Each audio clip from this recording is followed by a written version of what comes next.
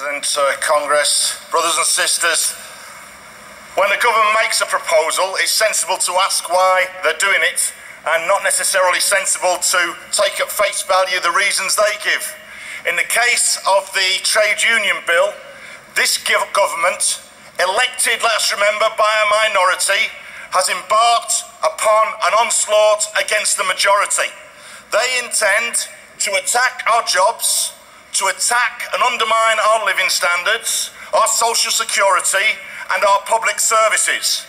And they want to shackle our trade unions because they are the first line of defence for workers, and the Tories want to make sure workers are weakened in their ability to resist those attacks.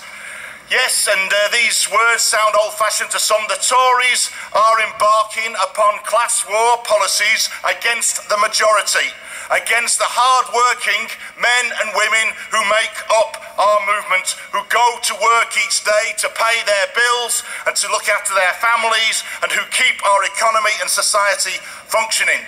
And against those attacks, the trade unions stand in their way, so the government sees that they must attack and undermine our movement. And our task is to resist. There has to be a debate in this Congress and beyond about the tactics we need to follow. Is our targets those Tory MPs who are in a majority currently in the House of Commons? They have to be addressed, but our first audience has to be the 6.5 million workers organised in trade unions, because there is a mighty army that can take on this government and defend our movement. Various people have explained the levels of shock when people go through the full detail of this bill and the full scale of the attacks to union executives. Well, if that can be done here at union executives, it can be done in every shop stewards committee, around every workplace canteen, in every single workplace up and down the country. It's been said we can't win the arguments over ballot thresholds, and that's supported by opinion polling, focus groups and the rest. Well, our task is to challenge public opinion and shape public opinion for the future. Reference has been made to civil rights, and trade union rights are civil rights, which include the right to association, freedom of speech, the freedom from arrest without due process and the like.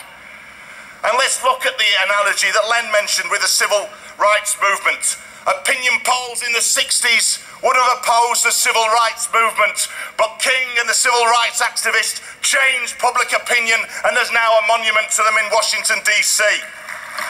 So we need to take this campaign, Congress, out of the rooms of the General Council, out of Congress House, out of our headquarters, and onto the streets, into our communities and our workplaces. We need to build a mass movement that involves millions of workers. The Corbyn campaign has showed that using new techniques, you can do that.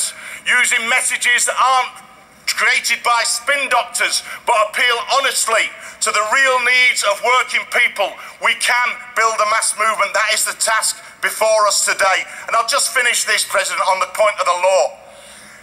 In the 1960s, the United States was ruled by the rule of law and elected governments. And yet people found themselves on the wrong side of the law. Thousands of civil rights activists ended up convicted and imprisoned, including Martin Luther King. But who today stands on the side of Bull Connors and Laurie Pritchett, the people who locked them up?